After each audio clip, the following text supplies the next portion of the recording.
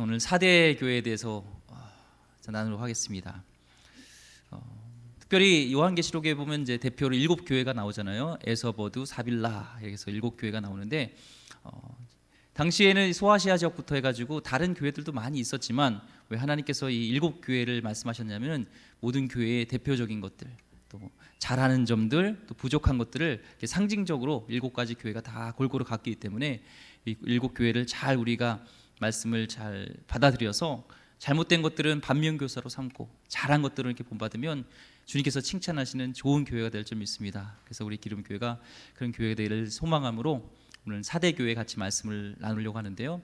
이 4대 교회는 에게해에서 이게 무역을 중점으로 했던 무역 도시였습니다. 무역의 요충지였던 곳이 바로 이 4대 지역인데, 이 4대 하면은 생각나는 것이 금이에요. 금. 그래서 예전에 혹시 신화 중에 마에다스 손 아세요? 마에다스 손 잡으면 다 금으로 변하는. 그래서 이쪽에 보면 이제 사진을 보면 알겠지만 강이 있어요. 이 강에 마에다스가 빠져가지고 목욕을 했대요. 그래서 이렇게 금이 많이 나는 거예요. 금이 많이 났던 곳이 바로 이 4대 지역입니다. 실제로 1958년 이제 그 하버드 대학이랑 코넬 대학이 합동으로 해서 조사를 했는데 여기에 무려 그 금의 그 도가니, 금을 재련하던 정련하던 도가니가 한 300개 이상이 발굴이 됐대요. 그리고 그 도가니에는 아직도 순금이 이렇게 붙어 있었던 적이 있어서 금의 도시였습니다. 금의 도시. 그러니까 굉장히 풍족했고 풍요로웠고 사람이 또 그러다 보니까 쾌락의 도시가 바로 이 4대 도시였고요. 여기 또 이렇게 난공불락으로 그래서 요새처럼 돼 있는 곳이 바로 이 4대 지역이었습니다. 여기는 신을 섬겼을 때 그 아데미 여신을 섬겼고 특별히 이 도시에서 섬겼던 그 신이 있는데 그 신은 시벨레라는 사진이에요. 그 키벨라라고도 하고 시벨레라는 그 여신의 사진입니다. 그래서 대지의 여신, 풍족해 하기는 풍요롭게 하는 이렇게 뭔가 열매를 맺혀주는 그런 풍요의 상징이 바로 아데미와 또 이 시벨레라는 키벨레 이 여신을 섬겼던 도시가 바로 이 4대였습니다. 굉장히 풍족하고 풍요롭고 잘 살았던 곳이 바로 이 4대 지역이었는데 예수님 탄생하시고 이제 한 17년이 지난 후에 AD 17년에 여기에 큰 지진이 있었어요. 역사적인 이건 사실입니다. 소아시아 터키 일대가 큰 지진이 있었습니다. 특별히 이 도시는 완전히 폐허가 돼 버려요. 다른 데보다 더 피해를 입어서 회복하긴 했지만 완전히 회복되지 않은. 그래서 이런 거 있잖아요. 야, 우리 도시가 어땠는지 알아? 옛날에는 금으로 공기놀이를 했어. 그러면서 풍요롭고 잘 살고 잘 나갔던 라떼는 말이야, 라떼라고 하잖아요. 라떼는 말이야 하면서 이렇게 과거 지향적이고 약간 패배적이고 뭔가 이렇게 위축되어 있고 상기되어져 있는 이런 도시가 바로 이 4대 지역이었습니다. 4대. 여기에 이제 교회가 세워진 것이죠. 그러니까 교회는 또 지역 사회와 분위기가 많이 이렇게 맞물려 가잖아요. 그러니까 뭔가 과거 지향적이었고 4대 교회는 뭔가 이렇게 활기찼던 것들을 잃어버렸던 그런 곳. 옛날엔 좋았는데 옛날이요 했던 교회가 바로 이 4대 교회입니다. 이 4대 교회의 말씀을 오늘 말씀 본문을 통해서 같이 하나님께서 어떤 부분을 책망하시고 어떤 부분을 이렇게 변화시키길 원하는지 같이 말씀을 나눠보도록 하겠습니다. 오늘 3장 1절 말씀 먼저 같이 읽어볼까요? 천천히 한번 읽어보도록 하겠습니다. 제가 긴장하거나 이러면요 빨라져요. 이해해 주시고 목사님이 빨라지는 거는 긴장하셨거나 뭔가 시간에 쫓기구나 생각하시고 많이 기대해 주세요. 부족해서 제가 많이 좀 어눌습니다. 그래서 긴장은 빨리 가요. 천천히 하려고 노력하겠습니다. 우리 같이 천천히 한번 읽어보겠습니다. 시작. 4대 교회의 사자에게 편지하라. 하나님의 7 영과 7 뼈를 가지신 이가 이르시되 내가 내 행위를 아노니 내가 살았다 하는 이름은 가졌으나 죽은 자로다. 아멘. 이 말씀을 통해서 우리가 알 수 있는 것은 하나님은요 우리의 행위를 아신대요. 우리의 행동하는 그 이면의 그 모든 것들을 다 아신다는 거예요. 그냥 우리는 겉모습만 보고 겉에 드러난 것만 보지만 하나는 그 내면의 모든 것을 행위에 대한 것들을 보고 계신다는 거예요. 이런 말이 있죠. 뭐로 가도 서울로 가면 된다. 그렇죠? 이거는 이 말씀에 비추어서 그렇지 않습니다. 뭐로 가도 서울로 가면 되는 게 아니라 서울로 가더라도 제대로 가야 된다는 거예요. 바른 길로 가야 되고 우리가 하는 행동 하나하나가 뭔가 좋아야 되고 하나님 보시기에 반듯해야 되는 거예요. 우리 크리스찬들은 그런 행위, 겉으로 드러나는 것도 중요하지만 그에 대한 의도도 굉장히 중요한 것을 알 수가 있습니다. 이번 주에 제가 가르쳤던 제자가 이렇게 찾아왔어요. 그래서 어떻게 사역하는지 또 한번 보고 싶어서, 교제하고 싶어서 같이 와서 식사를 하고 갔는데요. 거기 같이 왔던 또 동료 중에 한 선교단체에서 사역하는 분과 같이 이제 대화를 나누게 했습니다. 얘기 나누다 보니까 이제 선교지로 간다고 하더라고요. 선교사로 가게 되는데 조언을 좀 구하더라고요. 그래서 제가 조언해 줄 수 있는 거는 없고, 과거에 너는 실패했던 선교를 이렇게 바탕으로 해서 이렇게 같이 이야기를 나눴어요. 저도 이제 선교사로 있으면서 어려웠던 적이 있습니다. 특별히 이제 경제적으로 어려운 적이 있었는데, 특별히 이제 한국 교회가 이제 교단 선교사였는데 후원하겠다고 선교 약정하고 신문에도 나고 다 이렇게 예배도 드렸는데 이 후원금을 안 보내는 거예요. 참 어렵죠. 경제적으로 어렵죠. 어려워요. 그러니까 내 마음에 드는 말은 저 목사님 왜 선교원금 안 보내지? 왜 저 장로님 왜 선교원금 안 보내지? 막 이런 마음이 들어서 한국에 막 전화를 하는 거예요. 그래서 전화도 잘 안 되지만 인터넷 전화로 해가지고 간신히 막 목사님 사례비가 선교원금 안 들어왔는데요. 막 이러면서, 그러면서 때로는 내 마음속에 사람에 대한 원망들, 이런 것들이 생기더라고요. 그러니까 사람을 의지한 거죠. 한마디로 사람을 의지했어요. 그래서 이제 경제적인 어려움이 있어서 이제 집을 빼야 되는, 이제 월세금이 없어서 빼야 되는 그런 상황에 있었습니다. 월세를 빼야 되는 상황. 와이프도 그러니까 하나님께서 돈을 재정을 안 주시는 것은 돌아오라고, 한국으로 돌아오라는 거든지 사역을 멈추라는 이유인 것 같아요. 그리고 그렇게 멈추려고 했었습니다.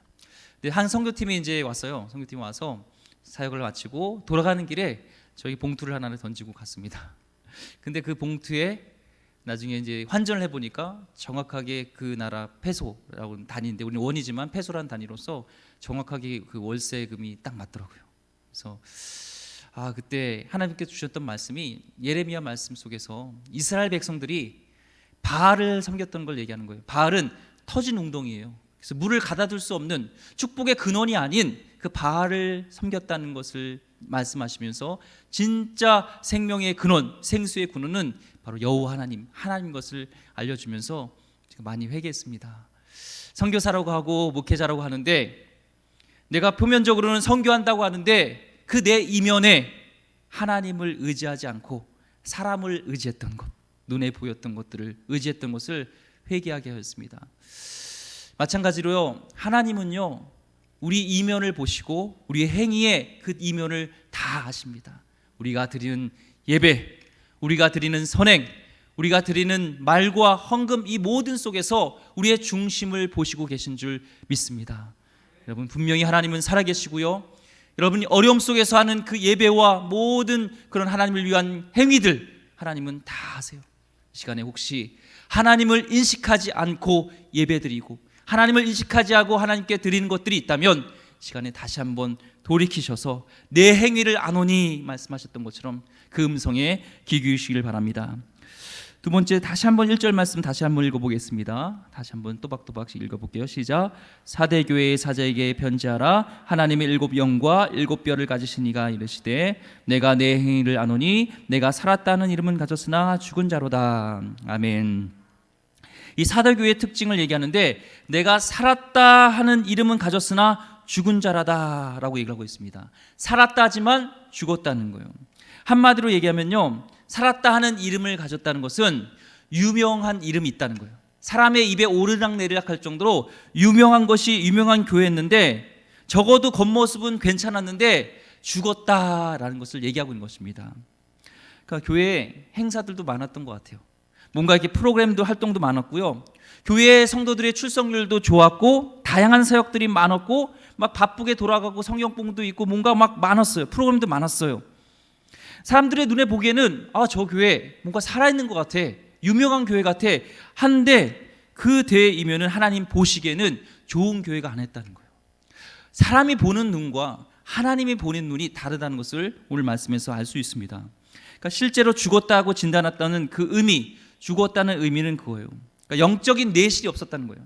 겉은 번지르르 했는데 내실이 없었다는 겁니다. 하나님이 원하시는 방향으로 안 간 거예요. 예를 들면은 설교가 굉장히 유창하고 설교가 굉장히 재미있고 설교가 뭔가 이렇게 인뜻이하고 좋은데 거기에 성령의 감동이 없는 거고요. 사역과 프로그램의 행사는 많은데 그 모든 행사와 프로그램이 예수님께 초점 맞춰지지 않은 그런 영적 능력이 변화가 없는 곳이 바로 이 4대 교회였다는 것입니다. 뭔가 구제도 하고 이런 선행을 쌓는데 거기에 진정한 사랑이 없었던, 그러니까 껍데기는 있었지만 속은 그렇지 않았다는 것이 바로 이 4대 교회의 특징이었고 지금 하나님은 그것을 얘기하고 있는 것입니다. 예배도 많았어요. 예배가 많았지만 형식적이었고 의에 줄이고 목마른 예배, 그런 예배가 간절한 예배가 아니었다는 거예요. 영적 갈급함이 없었던 것이죠. 이따가 왜 그랬는지도 같이 나누겠지만 이 교회는 영적 어떤 갈급함이 없었다는 거예요. 하나님은 그분에서 우리에게 말씀하고 있습니다. 오늘 이 시간에 어떤 마음으로 오셨습니까? 하나님께 초점 맞춰주는 예배가 되길 원하고요. 내 가운데 영적인 갈급함이 있었으면 좋겠습니다. 정말 어려움 속에서도 지금 코로나의 위험 속에서도 여기까지 오셨잖아요. 근데 그냥 왔다가 뜰만 받고 가면 얼마나 우리는 속상해요. 지성소에 들어가서 거룩한 지성소에서 주님을 꼭 만나고 가시길 소망합니다. 간절히 찾는 자 내가 만나주신다고 하였던 것처럼 아유 하나님 만나줘도 그만, 안 만나줘도 그만, 하나님이 필요합니다. 이 예배에 하나님 내 주님을 꼭 만나고 가야 됩니다 라는 영적 갈급함이 우리 가운데 있기를 소망합니다. 그렇지 않으면 죽은 교회라고 말씀하고 있죠. 2절 말씀 읽어보겠습니다. 2절 말씀 시작. 너는 일깨어 그 남은 바 죽게 된 것을 굳게 하라. 내 하나님 앞에 내 행위 온전한 것을 찾지 못하였노니. 그러면서 하나님 말씀하시는 길 지금 일깨어라 얘기합니다. 일깨어가 무슨 뜻일까요? 이 영어에 보면은요, 이 wakeup이에요. 일어나라는 거예요. 잠들어 있는 것들 깨어나고 지금 일어나라고 말씀하고 있습니다. 아까 목사님이 찬양했듯이 교회여 일어나자고 하는 것을 지금 일어나고 있는 거예요. 너의 정체성이 무엇인지를 다시 한번 깨달으라는 거예요. 과거에 매어 있고 과거에 라떼는 말이야, 라떼는 좋았는데 이게 아니라 너의 교회의 정체성이 무엇인가를 지금 얘기하고 있는 것이죠. 화려했고 예배가 많았지만 성령이 지금 떠나가 있는데 그것을 모르고 있는데 너가 잠들어 있는데 지금 일어나라 말씀하고 있습니다. 사사기 16장 20절에 보면요, 하나님께서 그 나실인에게는 독주, 포도주를 삼가하고 또한 죽은 것들을 만지지 말고 머리를 길르라고 했잖아요. 나실인의 특징이 구별됨이었어요. 하나님의 사람으로. 그런데 하나님 말씀보다 그 여인 들릴라에 속아서 머리를 다 잘리게 되잖아요. 그때 하나님의 말씀이 떠난, 성령이 떠난 삼손에게는 아무런 힘도 없고 능력이 없었는데 자신의 능력이 있는 것처럼 일어나려고 할 때 그에게는 힘이 떠난 것이죠. 사사기 16장 20절 말씀처럼 천하장서 삼손이 하나님의 능력이 떠난 것을 몰랐던 것처럼 진짜 교회의 능력은 성령께서 함께 하실 때인 건데 지금 이 4대 교회는 그걸 모르고 있는 거예요. 뭔가 프로그램이 잘 돌아가고 있고 뭔가 성도들이 오고 있고 예배는 다 있고 정상적으로 보이지만 거기에 지금 성령께서 없는, 떠난, 죽어있는 교회, 다시 한번 일어나라고 말씀하고 있습니다. 왜 이 4대 교회가 정체하고 이렇게 되었던 이유가 뭐냐면요, 풍요로웠어요. 다른 도시보다 풍요로웠어요. 그러니까 이 교인들도 풍요로웠는데 보통 이 상업조합 같이 장사를 하려면 길드라는 곳에 가입을 해야 된다고 그랬잖아요. 그래야지 상업을 할 수 있고 그 길드에 가입하는 조건이 우상 숭배하고 그리고 황제, 노마의 황제가 나의 하나님이라는 것을 계속적으로 고백해야 되는데 지금 이 지역에서는요 그렇게 안 해도 돼요. 그 다음 노마에 대한 어떤 군인들에 대한 핍박도 별로 없었어요. 교회에 오는 것들, 신앙생활 하는 것들에 대한 어떤 어려움들이 없었어요. 그런데 오히려 아무 일도 없는 것이 이 4대 교회의 신앙이, 성도들의 신앙의 걸림돌이 됐다는 거예요. C.S. 루이스가 이런 얘기를 했습니다. 지옥의 길은 평안하고 밋밋하고 전혀 장애물이 없다라고 합니다. 하지만 천국은요 좁은 길이고 도처에 환난과 역경이 있다는 거예요. 우리 가운데 평안하고 아무 일도 없는 것이 오히려 우리 신앙의 걸림돌이 될 수 있다는 거예요. 갈급함이 없게 되기 때문에. 영국의 유명한 과학자 알프레드 윌리스가요, 어렸을 때 이런 실험을 했습니다. 나비 있잖아요. 나비가 이제 누에고치에서 나비로 이렇게 탈피를 하잖아요. 변화되잖아요. 근데 이 나비가 그 누에고치에 나올 때 엄청 막 발버둥을 치고 시간이 오랫동안 걸리는 거예요. 그래서 그게 너무 안타까워가지고 저렇게 힘들어할까 해서 이 칼로 메스로 그 누에고치 거기 꼬치를 이렇게 칼로 이렇게 거줬어요. 나오기 쉽게 구멍을 이렇게 뚫어준 거죠. 그리고 이제 나비가 쉽게 나왔잖아요. 그러니까 이 화려한 그 색상을 뽐내면서 홀홀 날아갈 줄 알고 딱 기대했는데 나비가 나온 지 얼마 지나서 죽어버리는 거예요. 그래서 이 과학자 연구를 했는데 왜 그러냐면 나비는요 그 누에고치에서 나올 때 많은 에너지를 소비해요. 막 발버둥을 쳐요. 나오려고. 그런데 그렇게 발버둥 치면서 거기서 어떤 일이 일어나면 이 혈액이요 이 날개 끝까지 전달이 된다는 거예요. 힘을 쓸 때 거기 날개 끝까지 피가 전달이 되어서 나중에 나왔을 때 날개짓을 할 때 훨훨 날아갈 수 있고 힘이 생긴다는 거예요. 근데 그 과정을 생략했기 때문에 이 나비는 누에고치에서 나오자마자 날개짓도 못하고 힘도 못 얻고 죽게 된다는 것이죠. 무엇을 상징합니까? 우리 가운데 항상 평안하고 아무 일도 없는 것이요 그것이 진짜 축복이 아닐 수도 있다는 거예요. 진짜 축복은 어려움 속에서도요 하나님을 의지하고 있을 수 있고 내 안에 하나님을 모시고 있고 내가 하나님을 의식하고 있다면 그것이 진짜 축복인 줄 믿습니다. 여러분 코로나로 인해서 참 어렵죠. 경제적으로 또 여러 가지 상황적으로 어려운 분들이 있습니다. 또 우리 청년들도 취직이 잘 안 돼서 어려운 가운데 있는데 있지만 그 가운데서도 여러분 하나님을 의지하고 있고 내 안에 하나님을 내가 인식하고 있고 하나님으로 내가 기뻐하고 있다면 우리는 행복한 겁니다. 그것이 축복입니다. 진정한 축복을 찾기를 소망합니다. 여기 2절에 보니까 또 어떤 얘기를 하냐면 내 하나님 앞에 내 행위에 온전한 것을 찾지 못하였노니 라고 얘기했습니다.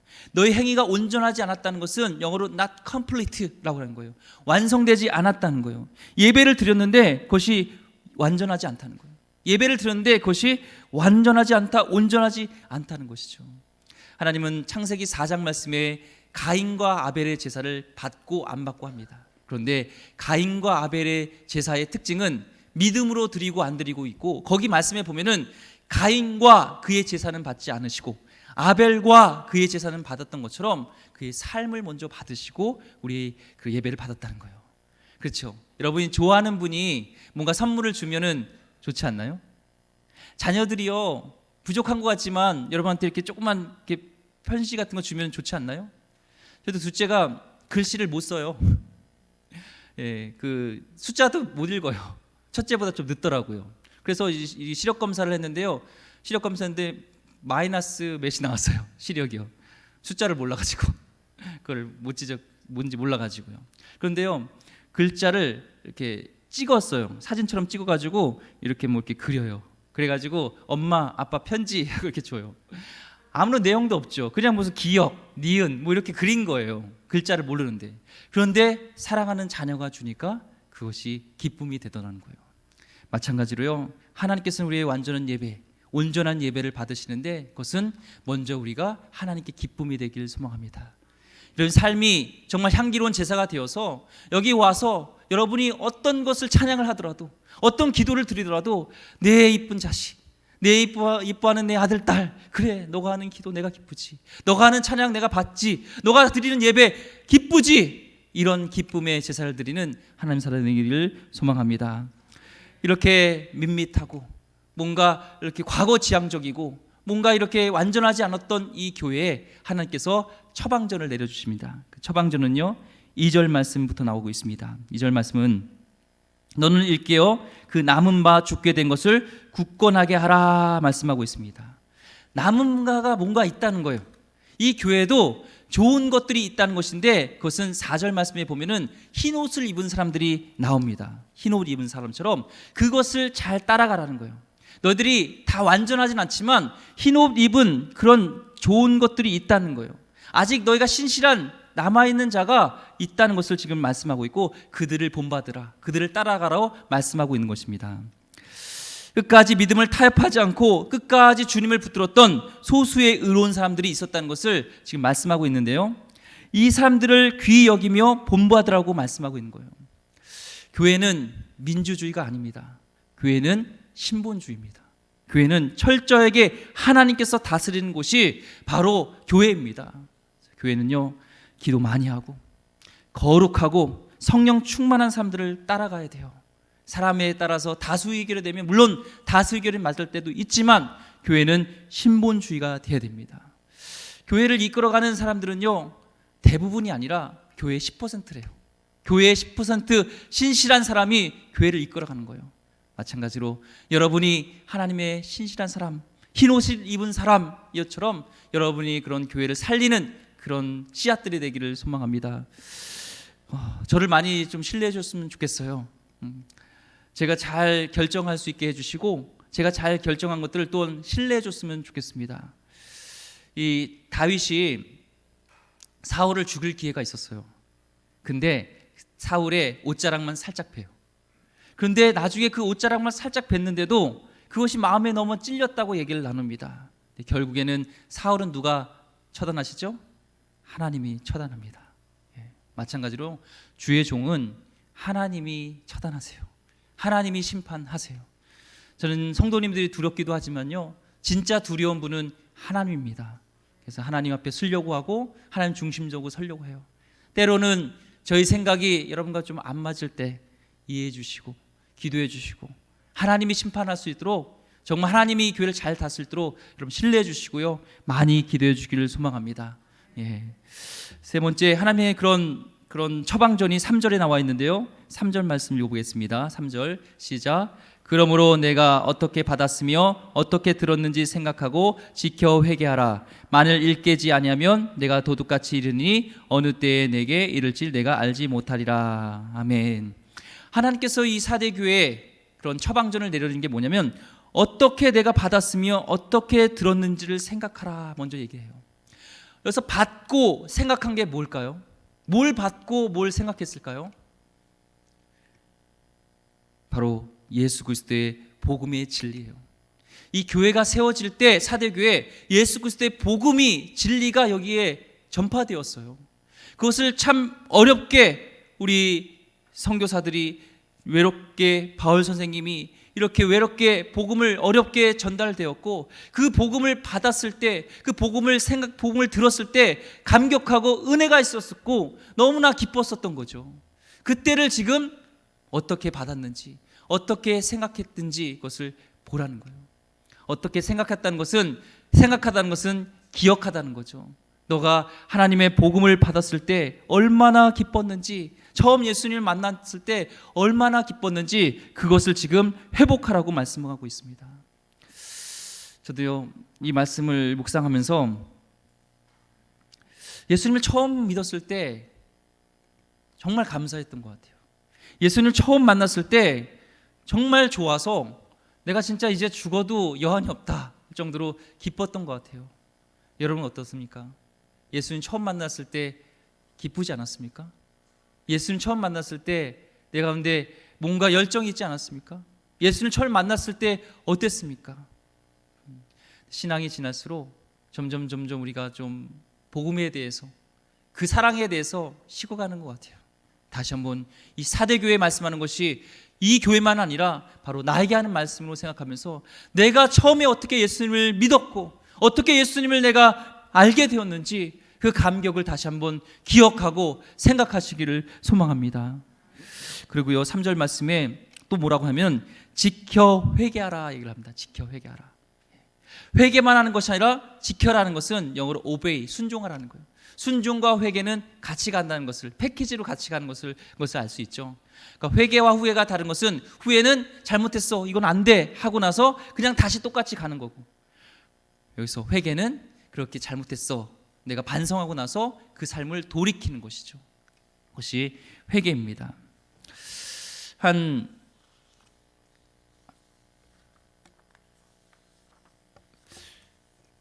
미국에서 있었던 얘기인데요, 외국에서 한 군인이, 한 병사가 이제 전쟁을 치르고 있었습니다. 이름은 샘이라는 그런 병사였어요. 그래서 이제 당시에 그 병사들을 위문하기 위해서 위문 편지를 서로 이렇게 교환하는 그런 프로그램이 있었는데, 뉴욕의 한 여성으로부터 이 편지를 받았어요. 그러면서 그 편지를 통해서 위로도 받고 서로 그래서 공통점도 얘기하는데, 나중에 알고 보니까 둘 다 크리스찬인 거예요. 예수를 믿는 사람이어서 어떤 신앙에 대한 것들도 같이 나누고, 이 전쟁터에서 외롭잖아요. 힘들잖아요. 그때 그 여인이 주는 그 편지를 통해서 위로도 받고 힘도 얻고 막 그랬어요. 매일 같이 기도해주고 그래서 참 힘을 얻었었는데, 이제 휴가를 나왔다가 고향에 왔다가 이제 돌아가는 길에 일정상 이 여인이 살던 곳이 뉴욕시였습니다. 그 뉴욕에서 서로 반나절 정도 시간이 있어서 만날 기회가 있었어요. 그래서 만날 수 있냐? 있다.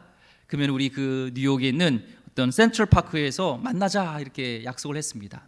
근데 내가 그 당시에는 뭐 이렇게 사진으로 볼 수 있는 것도 아니고 휴대폰이 있는 게 아니라서 내가 당신을 모르는데 어떻게 알 수 있을까 했을 때, 이 가슴에다가 붉은 꽃을 달고 있는 사람이 나니까 그렇게 만나면 되겠다 얘기를 했어요.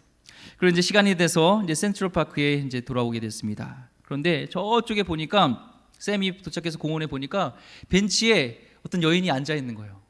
그 여인에 보니까 가슴에 이렇게 꽃이 달려 있는 그런 옷을 입은 여인이 있는 거예요. 근데 그 전에 앞에 정말 자기가 지금까지 본 여성 중에 가장 아름다운 여인, 우리 옆에 있는 우리 아내처럼, 여러분 아내처럼 그런 여인이 있는 거예요. 여성 중에서 가장 아름다운 여인이 미소를 띠면서 다가오고 있는 거예요. 그래서 화사하고 막 빛나고 차려입은 옷이 우아하고 날씬했대요. 목소리도 너무나 상냥하고 부드러워서 이 샘이라는 병사 가슴이 막 뛰기 시작했어요. 그래서 혼자 이런 생각을 했답니다.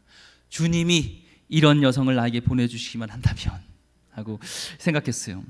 근데 진짜로 이 여인이 이 구인에게 말을 걸었어요. 저희 구인 아저씨, 저랑 혹시 점심 식사를 하지 않을래요? 이렇게 얘기한 거죠. 저쪽 오른쪽으로 돌아가면은 좋은 식당이 있거든요. 같이 식사하실래요? 얘기를 한 것이죠. 근데 그 여인, 자기를 후원해줬고 자기를 기도해줬고 펜팔했던 그 여인을 만날 시간을 보니까 5분밖에 안 남았어요. 간절한 마음이 있었는데, 시계를 보고 저쪽에 벤치를 딱 보니까 한 여인이 앉아 있는 거예요. 아까 얘기했듯이 그 여인의 가슴에 꽃이 이렇게 딱 꽂아 있는데요. 그 여인이 딱 보니까, 얼굴을 보니까 나이가 한 80대쯤 된 노인, 풍상에 시달린 그런 얼굴에 모든 그런 시달렸던 주름살이 막 패여 있고요. 차림새도 초라하고 누더기 옷에 낡은 검은색 코트를 이렇게 걸치고 있었어요. 이 샘이 실망했겠죠. 근데 가슴에는 화사한 그 꽃을 달고 있었어요. 그래서 마음이 털썩 내려앉았습니다. 막 마음이 찢어지는 듯 너무 했었어요.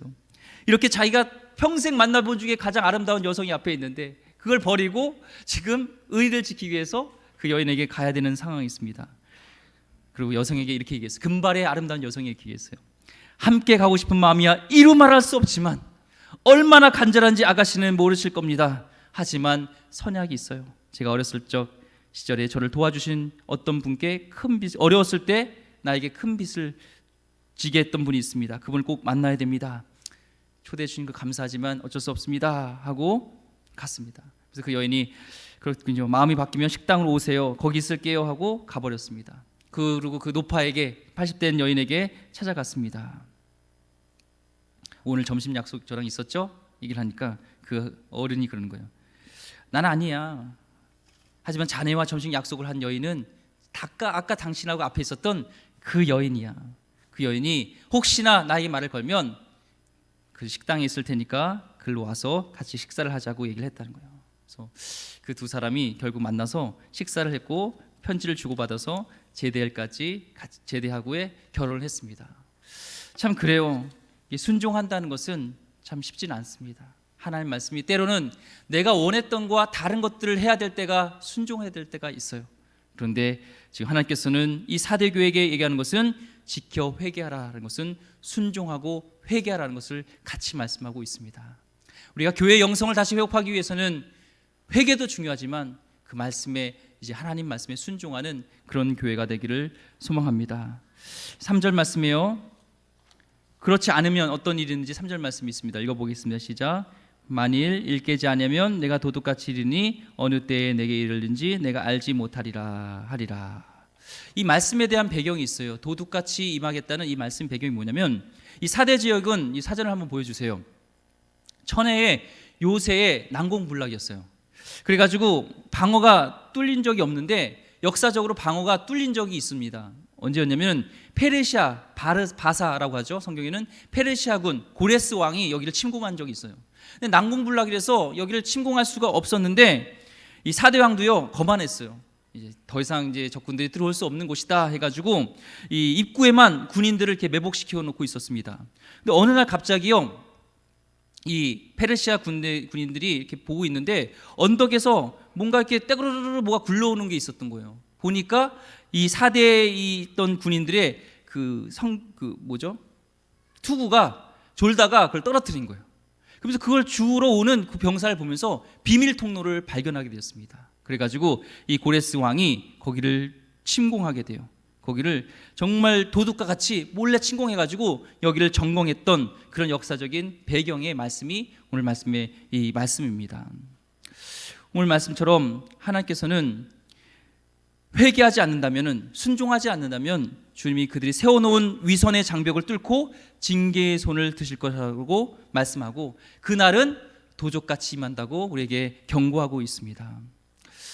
오래전요 가슴 아팠던 일이 있었습니다. 그것은 바로 대구 지하철 참사 사건이 있었죠. 오래전 얘기긴 하지만 그 휴대폰에 통해서 마지막 절규가 기록에 남았었는데 참 그게 마음에 담습니다. 아빠 문이 안 열려요. 구해주세요 라는 그런 메시지가 마지막 전달되고 그 다음 있었던 일이 있습니다. 절규하는 사람 가운데요 그날이 자신의 마지막 죽음이라고 인식한 사람은 아무도 없었습니다. 우리 대부분 죽음에 대해서요 전혀 준비가 없다가 죽음은 이렇게 다가오게 됩니다. 어제 우리 이제 최내문 집사님 마지막 이제라고 생각하셔서 전화가 왔어요. 그래서 갔는데 요즘은 코로나 때문에 방문도 안 되고 또 더군다나 이 중환자실은 들어갈 수 없는데 사정을 잘 말씀드리고 목사하고 마지막인 것 같은데 마지막 윤종 기도를 하고 싶다. 그래서 허락을 해주더라고요. 가서 갔는데 눈을 뜨셨어요. 그래서 이제 한번 심정지가 왔고 모든 이제 그런 장치로 인해서 약으로 인해서 지금 이제 돌고 있다고 하더라고요. 마지막 하면서 마지막 준비를 할 수 있는 길을 줘서 하나님이 부르십니다. 우리 집사님 하나님 부르세요. 권사님 하나님이 부르세요. 우리가 하나님 부르시면 우린 다 가야 돼요. 이것보다 하나님 나라가 더 좋고요. 우리 최내문 집사님 제가 이제 의식이 있으실 때 갔을 때 예수님에 대한 확신이 있었고 그동안 과거에 본인이 잘못했던 죄들을 회개하면서 눈물로써 회개했던 것을 제가 봤습니다. 그래서 하나님이 부르시고 계세요. 권사님 이제 보내주셔야 돼요. 하나님 보내주세요 하고 마지막 기도하고 오고 난 후에 새벽에 하나님의 부르심을 받았습니다. 우리는 그렇습니다. 성경에서는요 언제가 그 죽음이 임할지 모르지만 언제가 심판이 임할지 모르지만 항상 우리에게 준비된 인생을 살라고 합니다. 임종 앞에서요 가장 중요한 것은 명예도 아니었고 돈도 아니었고 권력도 아니었고요 그 가운데는 하나님밖에 없었습니다. 하나님의 은혜만 필요합니다. 우리는 과연 하나님의 심판대 앞에 붙들 믿음과 은혜가 있는가 다시 한번 봐야 됩니다. 우리 집사님을 하늘나라로 인도하는 것은요 주님의 공로로 그 믿음이지 그분이 어떤 명예와 돈과 이것이 아니었어요. 하나님은 정말 이루 말할 수 없는 사랑의 하나님입니다. 하지만 동시에 심판의 하나님입니다. 하나님은 성과 악을 심판하시고 의와 불을 심판하시는 하나님이십니다. 심판이 없다면 구원도 없기 때문에 그렇습니다. 이스라엘의 부르짖는 소리를 들으시고 그를 구원하시고 이스라엘 했던 그 이집트를 심판하셨던 것처럼 하나님은 심판에 또한 하나님입니다.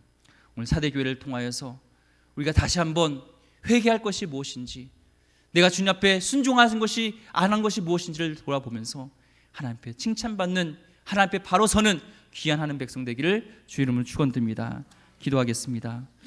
하나님 오늘 사대교회 과거에 얽매여 있고 과거에 화려했던 것을 보면서 겉은 번지를 했지만 속에는 주님의 영이 떠나는 것을 모르고 있었던 이 교회처럼 하나님 혹시 우리도 잠자고 있는 영혼이 있다면 깨어나게 하여 주셨고 회개할 수 있는 후회로 끝나는 것이 아니라 돌이켜서 하나님 말씀으로 바로 설 수 있는 믿음으로 바로 설 수 있는 하나님 백성 되게 하여 주옵소서.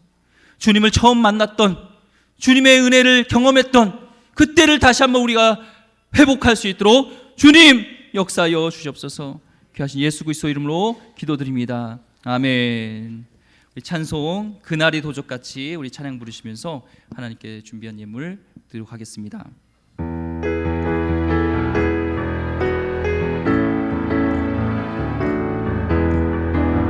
그날이 도적